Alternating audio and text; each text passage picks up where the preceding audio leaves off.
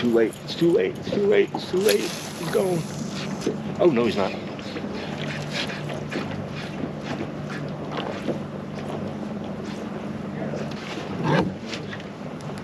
That was Mr. Straight Bass. Oh. Get him, boy. Ah. Come on, didn't he? There you go. But, for real though, see, yeah, there's a fish on there. I think. No? Yeah, there's a fish on there. Yeah, there's a fish on there. Oh, now we know he's up, huh?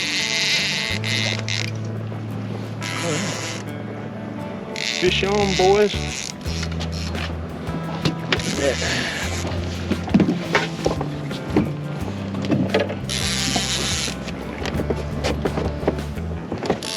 Like I said, remember that's just a 12-pound leader on there.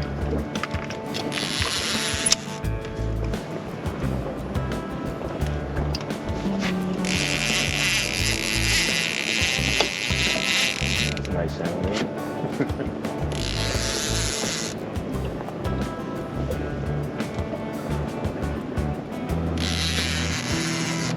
Then he lucky to get a double out of here. Yeah, I'm gonna get that line up out of here.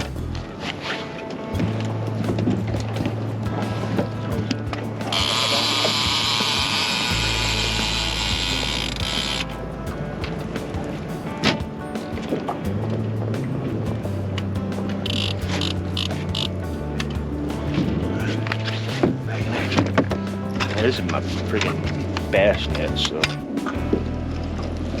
hopefully he's over 30, but then again I hope he give me that little net. I got a big net, but I knew he was gonna be on the boat, and I was like, come on with that big thing in the way.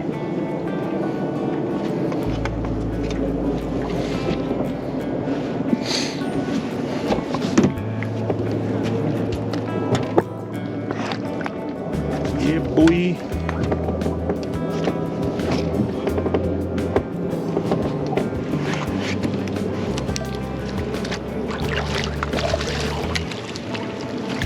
Yes, son.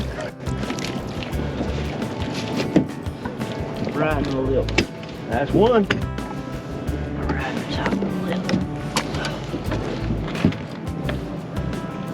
I got the camera out.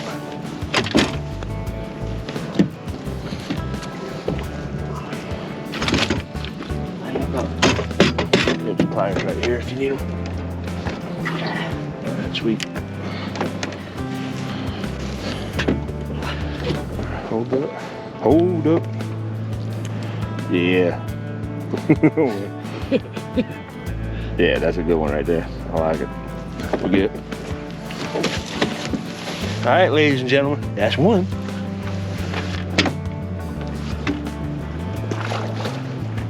Look at that.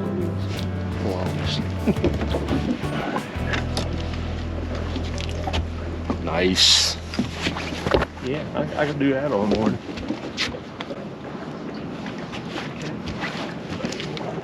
Dang, I forgot what catching a striper was like.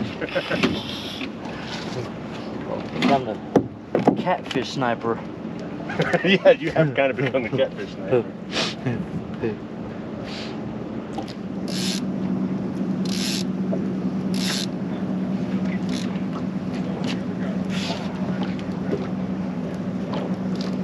Yep, here we go. We got more friends now.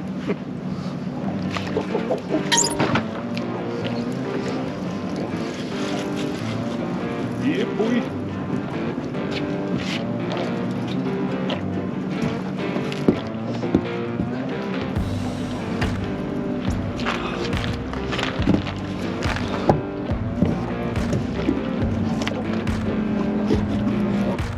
That one's good too.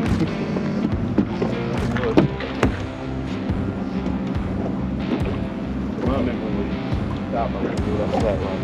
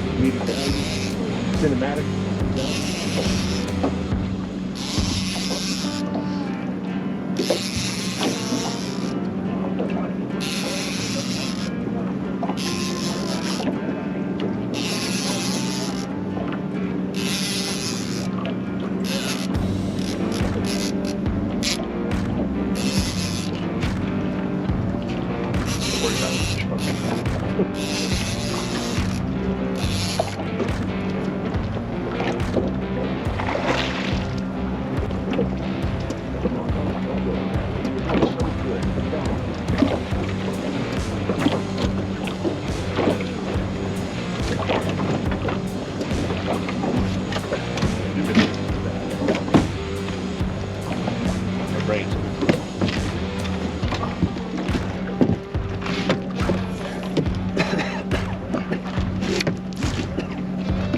Oh, come on.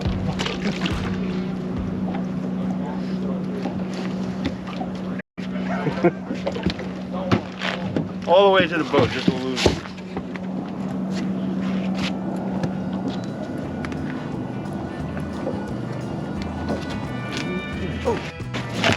There we go.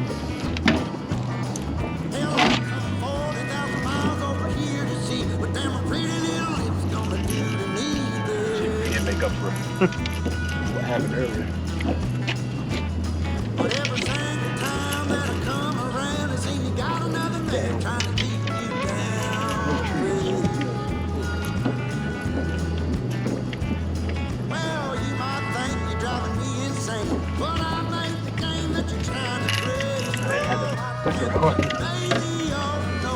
Who really knows how long that fish been out there doing that thing?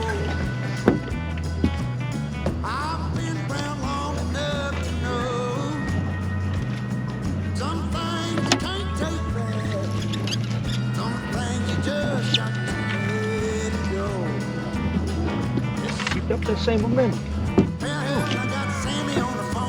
Yeah. Oh yeah, we gotta get the other guy back up with that plate. Jersey cat and striper sniper at it again. Got fishing adventures.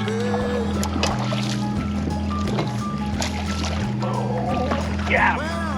Made up for the last one. Wasn't as big as the last one, but it's fish.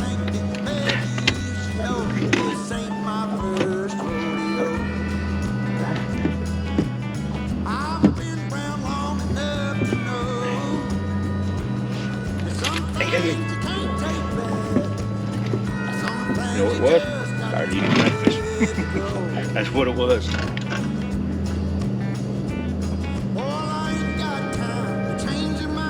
Move your tail.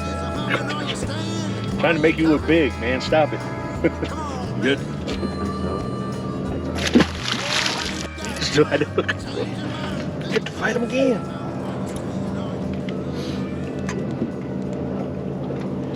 Flatline. I know, they're all behind and in front of us. Like, you bust out there.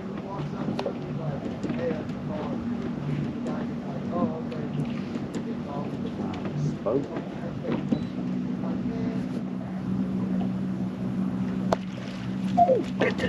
Come on, come on, man, get him, get him. Get him, get him, get him, get him. Come on.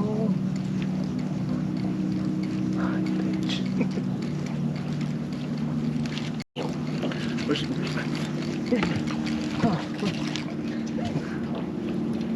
Keep that same attitude. I like the way you think. Oh yeah, I see that too. Oh.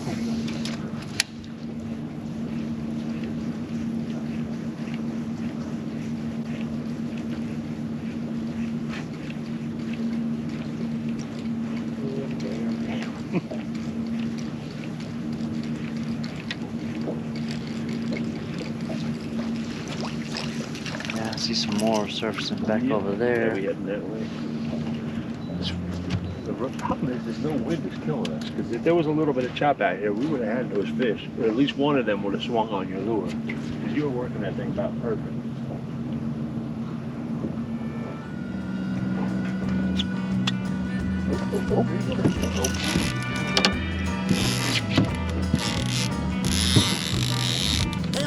Sweet!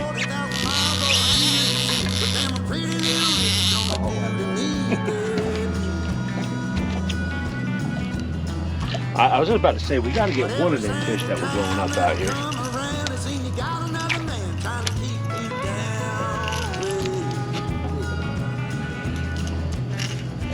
Yeah, boy, we're hooked up again. We on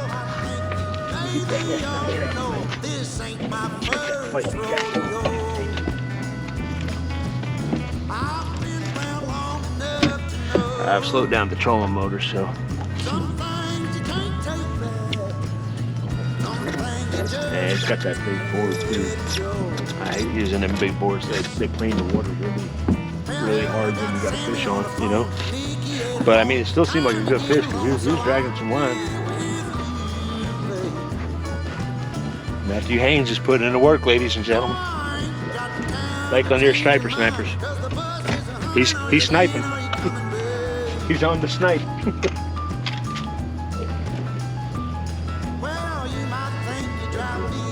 We got another bite found. Lake Lanier planer boy fishing at its finest. Let me not block the angle. Let's let the man catch his fish.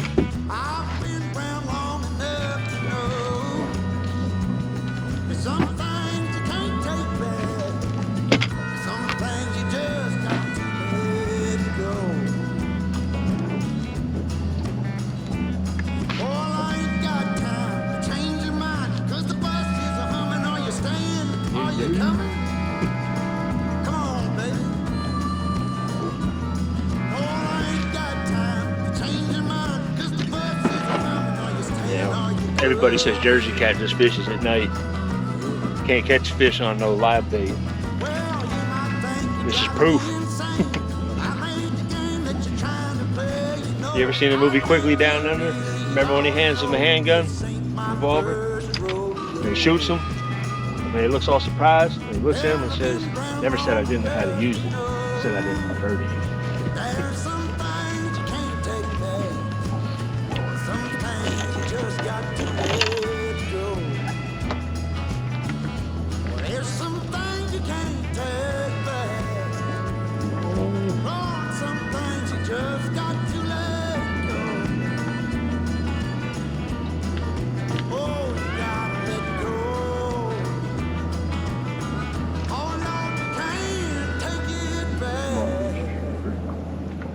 And that was a heron too.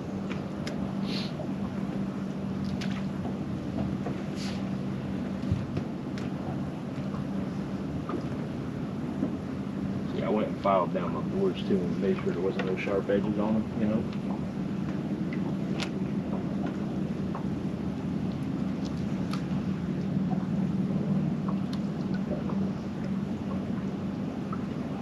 Yeah, it's a good fish.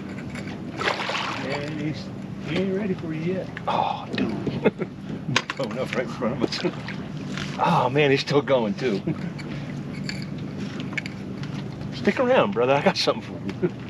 Let me take care of this and I'll put that scoop back in your face. Yeah, you got some anger. Yeah, you got anger issues, dude.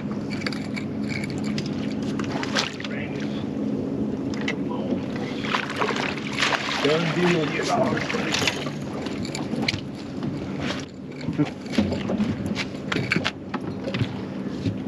All right.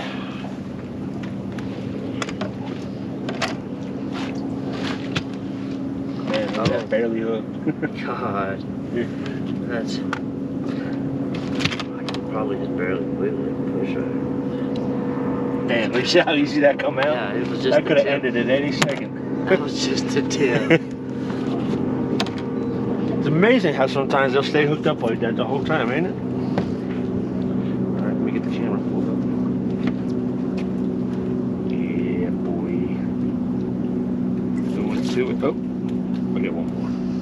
Hold them back up a little bit more. There you go. That's the ticket right there. Good. Matthew Haynes, everybody. Matthew Haynes. Yeah, there you go. Bye, Mr. Striped Bass. Now that's fun. Got the blood flowing again. Traumatic stress. Concussion protocol. Emotional damage. Me and my wife was fishing in the river one time and caught a flathead. She went to take a picture with it or whatever and it flopped a little bit. She dropped it. I said, great, now it's got an even flatter head. That's pretty good. I like that. Yeah, they ain't as fired up as yesterday. But the good thing is we're not losing like we were yesterday. We're 3 for 4. Yesterday we were 1 for 5. So by default, we're actually doing better because we're getting the fish to the boat. I'll maintenance the motor.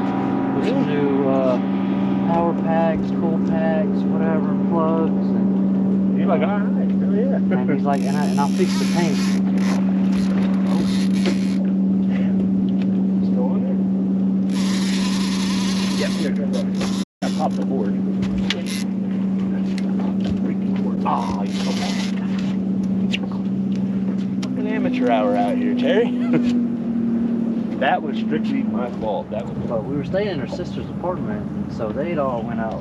Oh.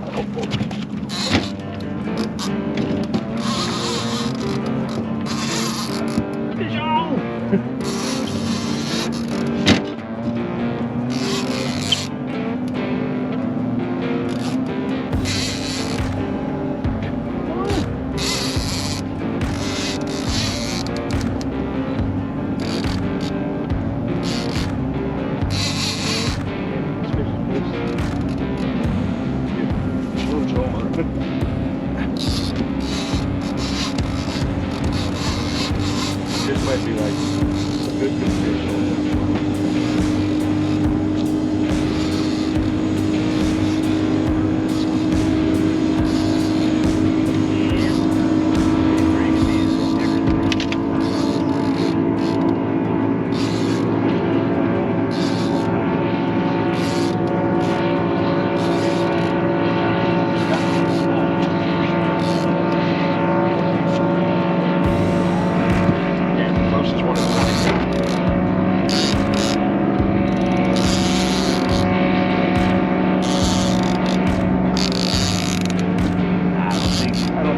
Big as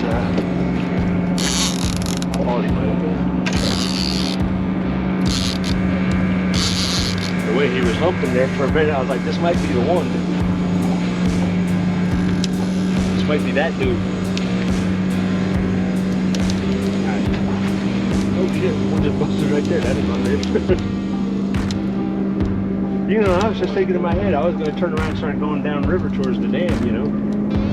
But I was like, they split. They split.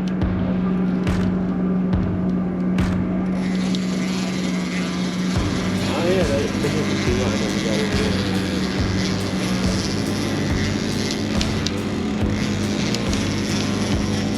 Alright, so we're free. Yeah, bitch.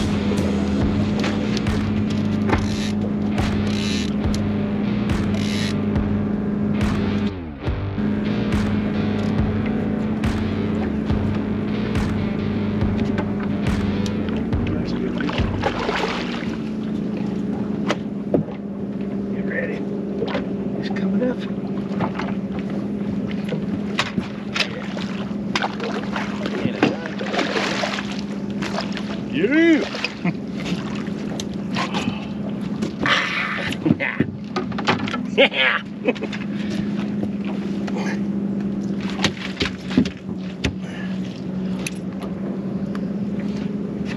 Boom. Another one.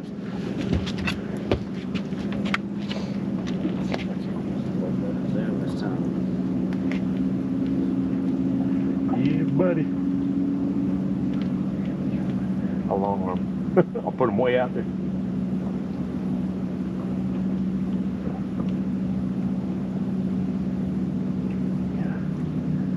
You got them? Yeah, let's see. Cancel will move as I was dropping.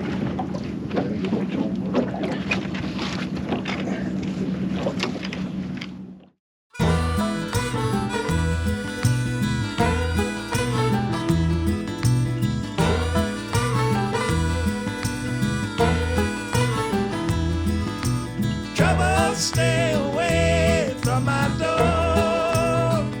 All right, y'all, what is going on? It is me, it is Jersey Guy. We are back once again, another striper fishing video. But first, let me just apologize for my office. It's a complete mess. It looks like a bomb went off in here.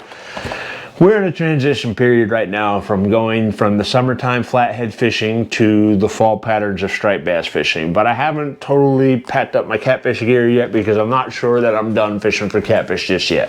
So, I don't know. And plus I just been running, you know, running on edge, just worrying about fishing more so than worrying about the YouTubing and the organizing and the video blogs and all that social media stuff. So it's just been fishing, and everything else is a distant third. But anywho, I'm making this intro here, and whatever it may be, I might put it in at the beginning, I might put it in at the middle, I don't know. But I get a lot of flack for not showing people and being more descriptive on what I do. And most of it comes from my wife. My wife always gets on me like, why don't you talk more about what you're doing and why you're doing that and how you're doing this? I think people would be interested in this. And I always balk back that, you know, well, I make fishing videos for people that just want to people catch fish. And part of that's true. I like to watch videos of people catching fish. I do what I do. I'm pretty confident. I mean, I do pick up things that some people do, and I'm always learning. But for the most part, I watch fishing videos of people fishing, which keeps my blood going during the week, you know, and makes me want to get out there and go fishing. I don't really watch the tutorial stuff because I pretty much know what I'm doing as far as striped bass and catfish goes, and I know what I'm doing on my home water, so I don't pay attention to a whole lot of that stuff. But another part of it is too, I don't want to sound like, you know, like I'm an egotistical jerk, you know, who knows everything about fishing. I don't, you know, but I'm pretty confident in what I do and the way I do things, and I'm usually successful.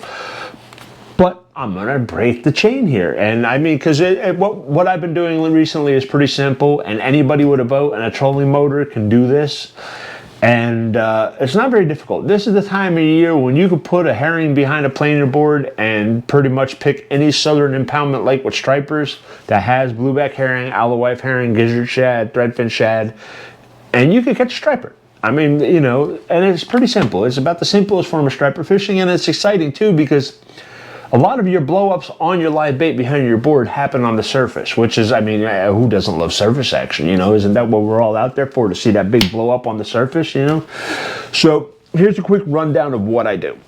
First off, planer boards. You know, you don't have to have planer boards. You can run flat lines behind your boat. Your bites you're not going to get as many bites because you can't get as wide of a spread out there. You can only do, I guess, top 3 planer flat lines. You know, you could probably put one line behind the boat at 40 feet, one at 60 foot, one at 80 foot, and so on and so on. But planer boards, I would say, are a must for what we do. I like these boards. They're the little water bugs boards. Captain Mac, our sponsor, he also makes a 7-inch smaller live bait board. He also has 10-inch boards as well. They're called Captain Mac's Perfect Planer boards. I have a set of them. I don't have them in here. They're in the boat. But, you know, I also like these smaller water bugs planer boards because they're pretty light, and the fish... it doesn't take away a lot of the fight of the fish. Some of the bigger boards, when you get a 10 or 12 pound striper, the planer board is cutting the water while you're reeling in and making it, making the fight more exaggerated per se, because you're having to fight the planer board and the fish. So the smaller planer board you can get away with, like the Captain Mac 7-inch perfect planer board, water bugs, these things, they're great. But planer boards. What a planer board does is, this is for the right side of the boat, and then you have a left side planer board. The way they're set up, your, quick release is here at the front, and this is where your line gets wrapped through here. So when you bust your quick release, once you pop the quick release, your planer board hangs on your line like this. But this helps pull your baits away from the boat. The faster you go, the harder you pull, the further these things will pull away from the boat until you go too fast, and then they'll start skipping on the water. But up to about 1.2, 1.4 miles per hour, these things will pull harder away from your boat the faster you go. So trolling motor is another essential for doing this, because you need something to help generate current to pull your planer boards away from your boat. The planer boards also work in rivers too. If you're fishing off the bank, you can use the current to your advantage to pull your baits off the bank and keep live baits up near the surface. That's the other thing, is these keep your live baits up high in the water column. You can weight your baits too with split shots and such, but we'll just talk about the basics for now. And the basics for this is, line counter reels help. Let's see if I can push one of these out of here. For those, not hit the ceiling fan, but those guys who know me know I'm all about the Abus. These are Abu 6500 line counters. These work pretty good. They're made in Sweden. These are the good ones, not the cheap new Abu line counters. That some of them are being made in Sweden. I'm not Sweden, but China. I can't remember the names of them right now, but they're not the greatest. But the older 6500s are pretty good. They help because you can mimic what you've done to get your bites. So if you put your herring 40 foot back from your planer board, and you put your next set of planer boards, you put them 60 foot back, but the fish keep hitting the boards that are 40 foot back, well, then you can mimic that with all your lines. So this helps you repeat your success. In other words, you don't have to have line counters. You can count them off. You can pull line from here down to here. You figure out how far your line is. Some people just do 2 foot, 4 foot, 6 foot, 8 foot.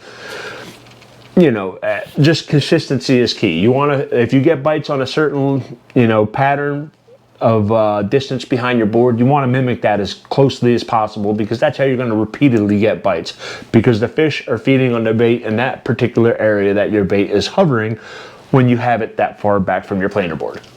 So, anywho, and I did hit the ceiling fan, like I said I didn't want to. But we're good. We didn't do the damage. It's an ugly steak. Hard to break an ugly steak.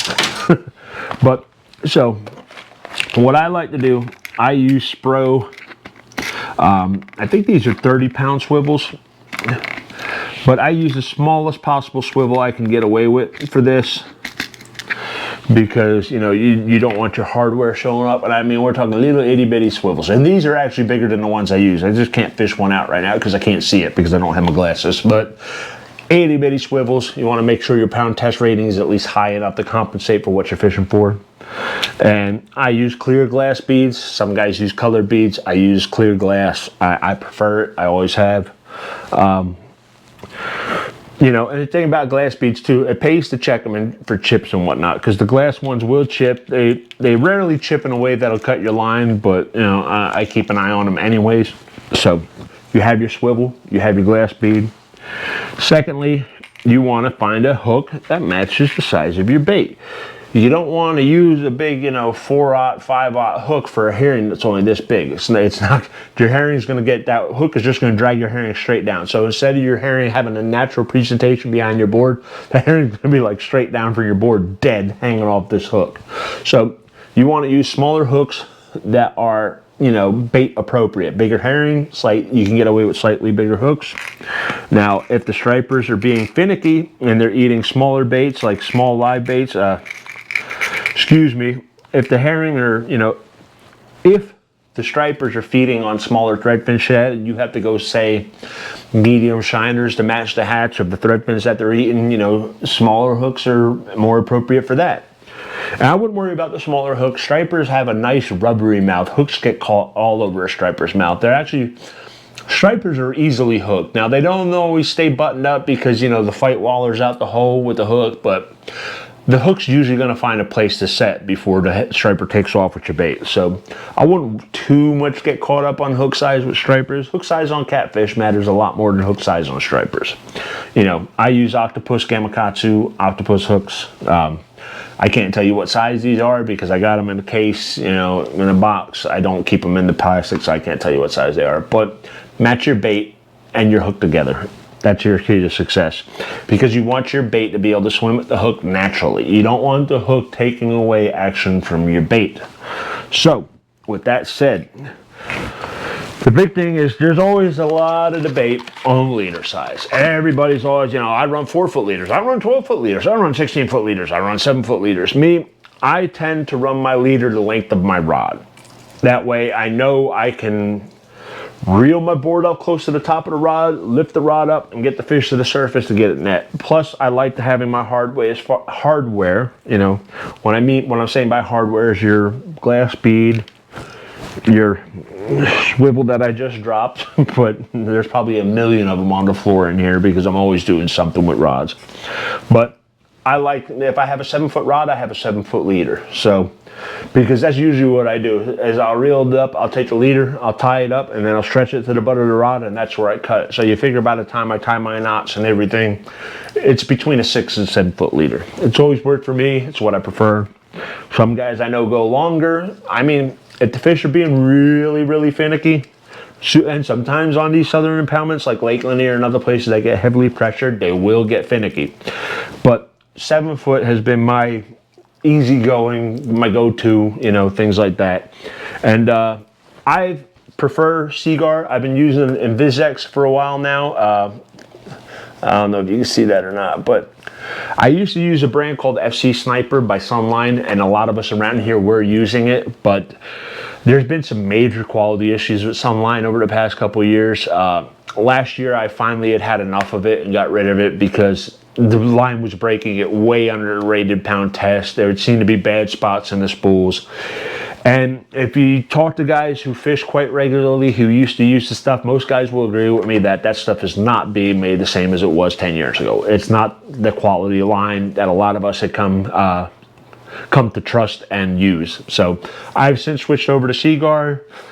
I use the Seaguar red label and the Seaguar yellow label in VizX. They do have upgrades from this. They have the AbrazeX and they have the Tahatsu, I think is the name of it, which is like $40 a spool, but in 12-pound leaders. Right now,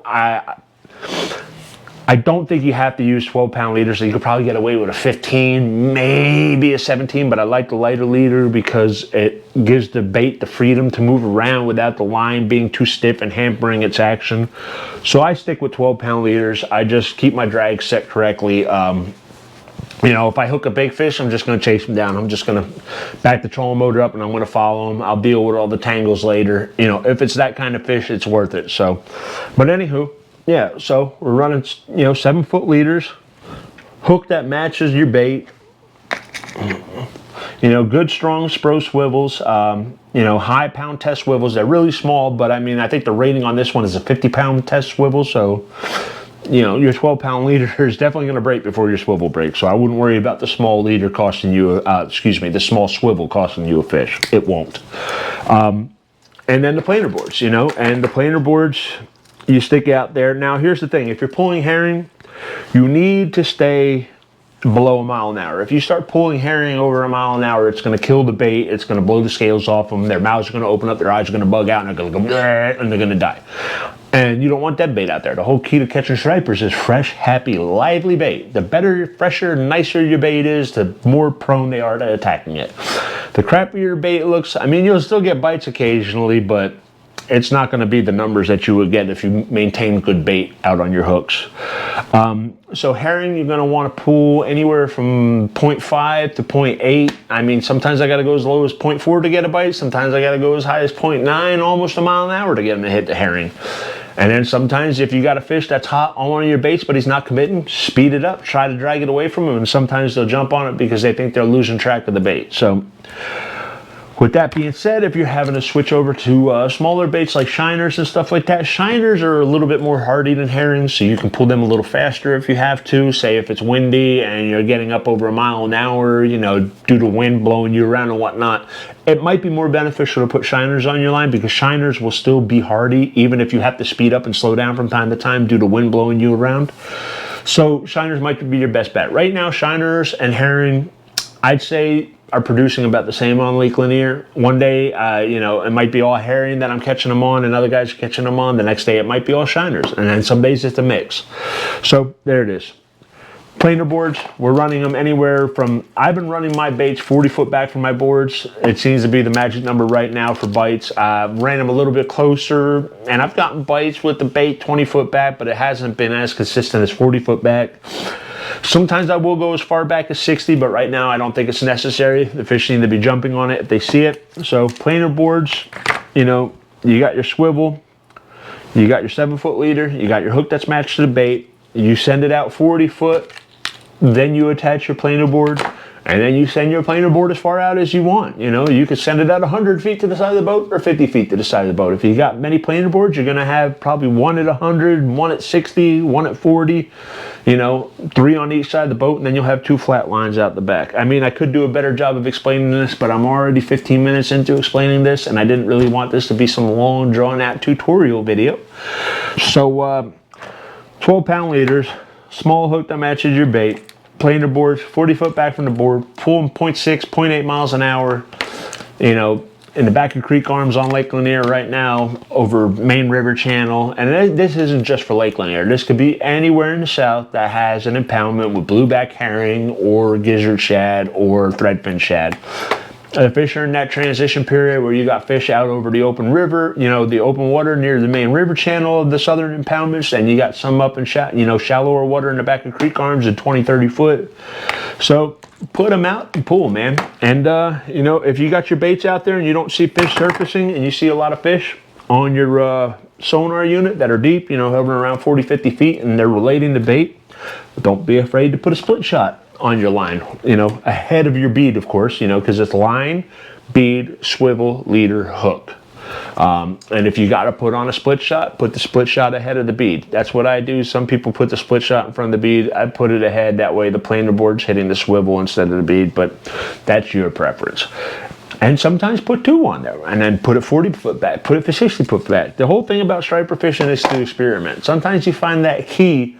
That's the difference between you catching 10 and the other guy's catching 4. So, you know, with that said, with that information, I guess I'm done. I have to go work on the brakes on my truck. I hope y'all enjoyed the video. I hope I didn't ramble too long. I know I just added 17 minutes to this video. I'm sorry, but I figured, you know, I could give you guys a brief explanation of what we're doing out there right now.